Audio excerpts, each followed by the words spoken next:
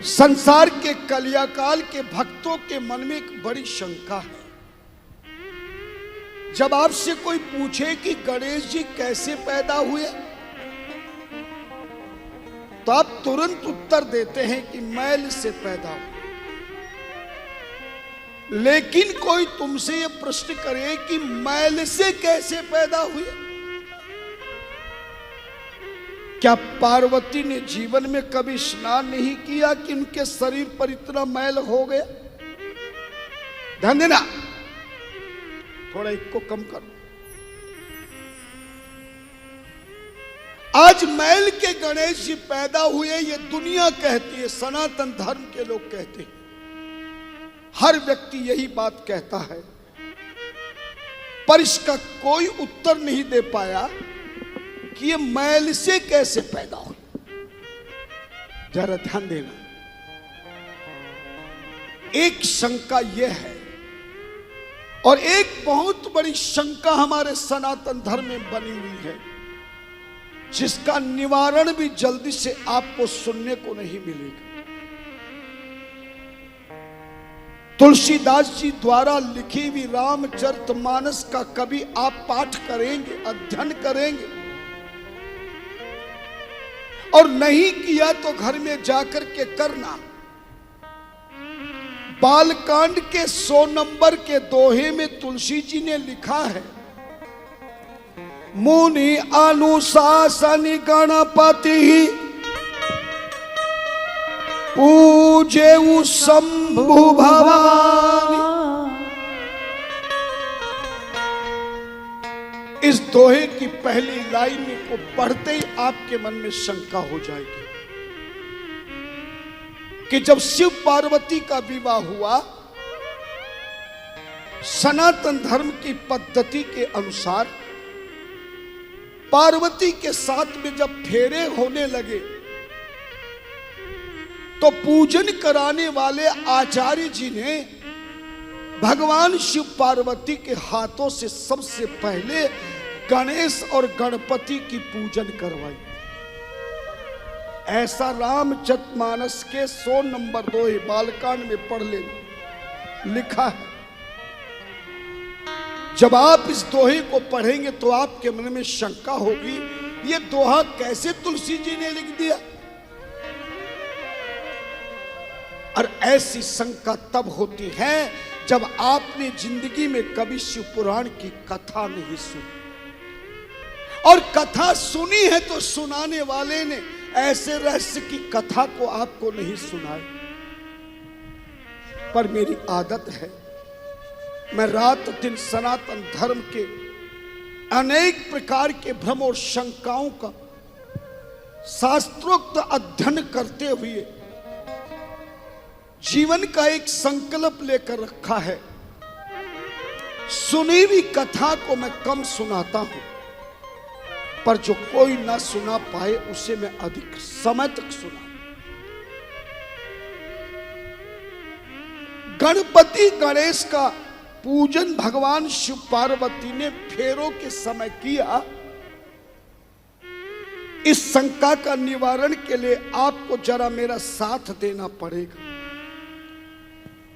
सबसे पहले तो याद रखना, ये गणपति गणेश भगवान शिव पार्वती के पुत्र नहीं है।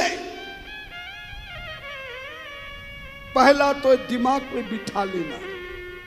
और कैसे नहीं है? अगर हम गणपति और गणेश की छंदी विच्छेद करें, हिंदी में अगर गणपति गणेश के शब्दों की छंदी विच्छेद करके अर्थ निकाले, तो गण धन पति बराबर गणपति, गण धन ईश बराबर गणेश। गण किसको कहते हैं?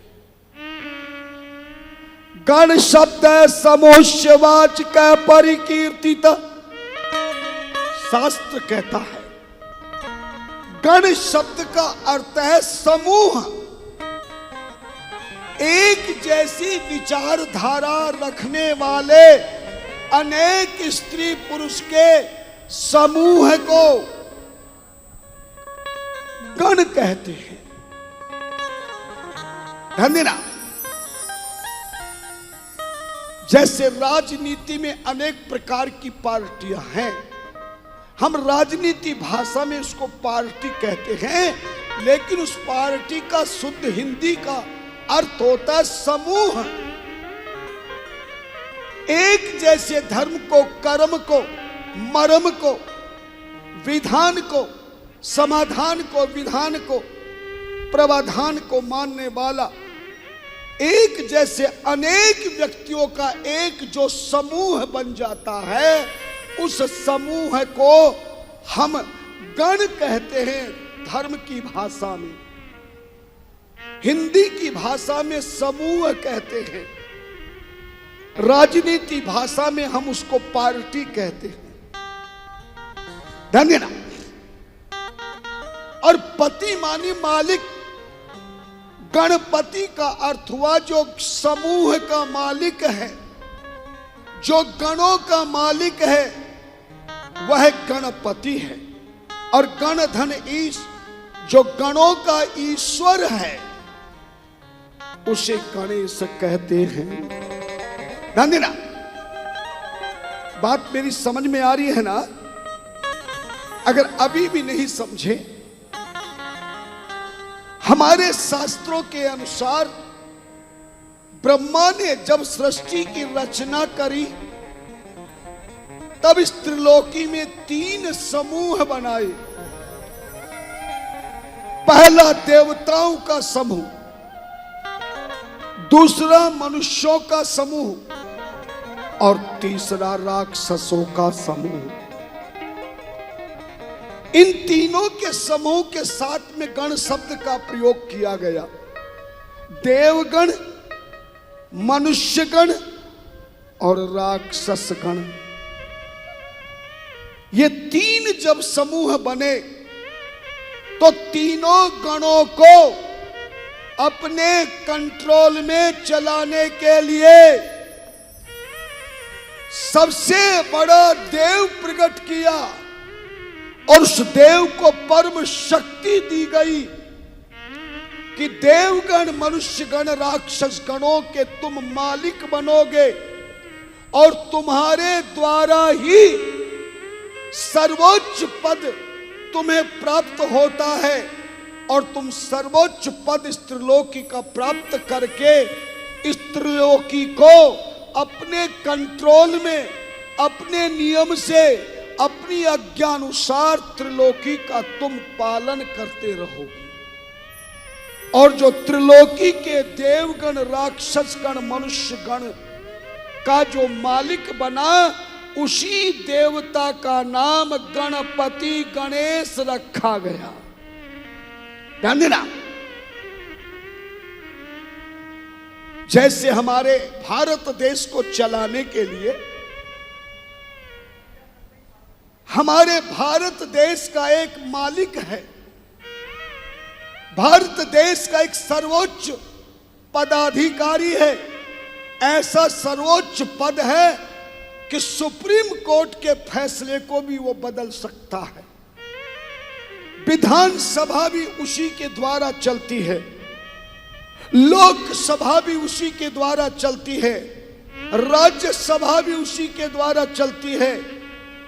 देश का जितना भी कंट्रोल है वो उस सर्वोच्च पद के हाथों में है, और उसी सर्वोच्च पद होने के कारण ही हम उसको राष्ट्रपति पद कहते हैं। पर ताली बजा के स्वागत नहीं करें। जैसे किसी भी देश का सर्वोच्च पद राष्ट्रपति होता है, राष्ट्रपति का अर्थ है उस राष्ट्र का सर्वोच्च पद, राष्ट्र का मालिक, जो सारा राष्ट्र, उसकी बागडोर उसके हाथ में है। ध्यान देना, इसी प्रकार से देवी देवता, राक्षस और मनुष्यों को कंट्रोल में रख करके इस त्रिलोकी को चलाने का ब्रह्मा जी ने समस्त देवता, मनुष्य, राक्षसों को चलाने का जो सर्वोच्च पदाधिकारी बनाया गया, उसी का नाम गणपति और गणेश रखा गया। इसलिए याद रखना, जब भी कोई पूजन प्रारंभ होता है, जब भी आचार्य जी कोई पूजन प्रारंभ करते हैं और देवताओं की पूजा शुरू करते हैं, तो देखना जो हाथी वाले सूंड वाले गणेश जी हैं, जो यही गणपति गणेश जब पार्वती शिव के पुत्र बन करके आए, लेकिन कोई भी आचार्य पूजन के समय हाथी वाले गणेश की पूजन नहीं करता है।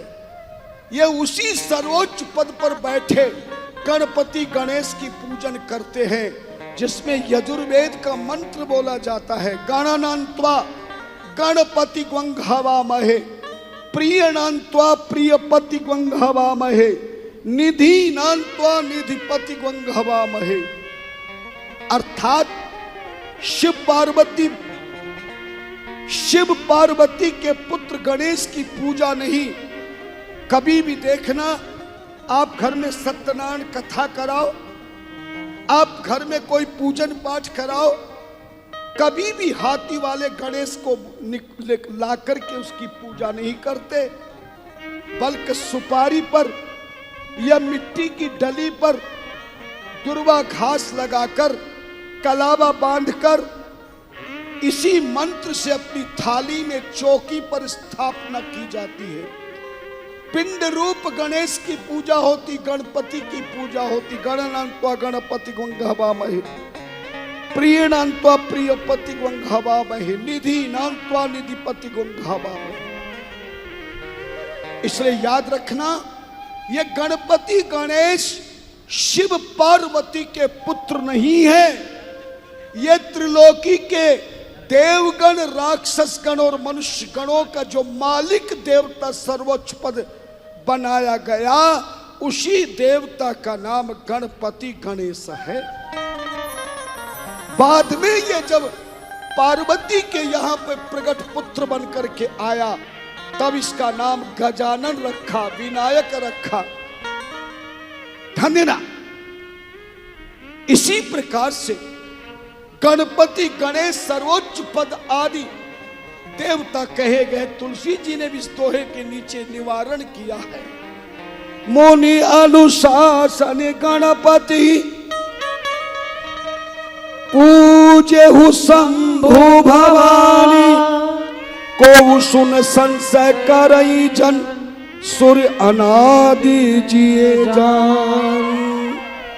को सुन संशय करई जन सूर्य अनादि जिए जान। इसलिए ये गणपति गणेश अनादि देव है। इसलिए ये गणपति गणेश सर्वप्रथम पूज्यमान है। ब्रह्मा जी ने मानव सृष्टि रचना की, तब शिव के कहने पे ब्रह्मा ने मैथुनी सृष्टि प्रारंभ की। मैथुनी सृष्टि कहते हैं जो पति और पत्नी के द्वारा संतान पैदा होती है। तभी भगवान ब्रह्मा ने दाहिनी जंगा से पहला मानव पुरुष पैदा किया और बाईं जंगा से एक सुंदर मृत्युलोक की स्त्री को, नारी को पैदा किया। कई बार लोग प्रश्न करते हैं, पहले पुरुष पैदा हुआ कि नारी पैदा हुई, पहले अंडा पैदा हुआ कि पक्षी पैदा हुआ, पहले बीज पैदा हुआ कि पौधा पैदा हुआ? याद रखना, इसको दुनिया कहते हैं। यह दुनिया शब्द उर्दू का शब्द है। हिंदी में अगर शुद्ध बोला जाए तो दो निया, दो का मतलब दो, निया माने बुद्धि मत। हर चीज के दो मतलब होते, अच्छा बुरा, छोटा बड़ा, खट्टा मीठा, हर चीज के साथ दो चीज लगती है, इसीलिए इसको दुनिया कहते हैं। और दुनिया इसीलिए बनाई गई कि ब्रह्मा ने एक साथ दो मनुष्य पैदा किए। दाहिनी जंगा से जो पुरुष पैदा किया उसका नाम मनु रखा, बाई जंगा से जो पैदा स्त्री करी उसका नाम सतरूपा रखा। याद रखना, कागज में नोट कर लेना। त्रिलोकी का, सृष्टि का सबसे पहला पुरुष का नाम मनु था और सृष्टि की सबसे पहली नारी का नाम सतरूपा। मनु सतरूपा को पति और पत्नी बना दिया। सबसे पहले इन मनु सतरूपा से संतान 5 पैदा हुई, यानी मनुष्यों का जन्म मनु सतरूपा से हुआ। इसीलिए हम लोग पुरुषों को, नारियों को मनुष्य कहते हैं। और एक बात का और ध्यान रखना, याद रखना, मनु सतरूपा ने ब्रह्मा के द्वारा केवल पुरुष स्त्री को पैदा किया है। बाकी जितनी दुनिया में पशु पक्षी जीव जंतु पेड़ पौधे जितनी भी पैदा हुए इनको ब्रह्मा ने पैदा नहीं किया। केवल मनुष्य जाति को मनु सतरूपा के रूप में ब्रह्मा ने पैदा किया। बाकी सृष्टि में पशु पक्षी जीव जंतु कीड़े मकोड़े पेड़ पौधे ये सब ब्रह्मा के पुत्र कश्यप ऋषि जी ने पैदा किया है। अगर किसी व्यक्ति को अपना गोत्र याद ना हो, किसी को अपना गोत्र मालूम ना हो, तो शास्त्रों में लिखा है, धर्म ग्रंथ कहते, संत कहते हैं, वो कश्यप गोत्र बोलने पर वह अपने गोत्र की तरह ही उस धर्म कर्म का फल प्राप्त कर सकता है। केवल स्त्री पुरुष को ब्रह्मा ने पैदा किया, बाकी सबको कश्यप ऋषि की 13 पत्नियां, राजा दक्ष की बेटियां, उन्हीं से पैदा हुए। ध्यान देना।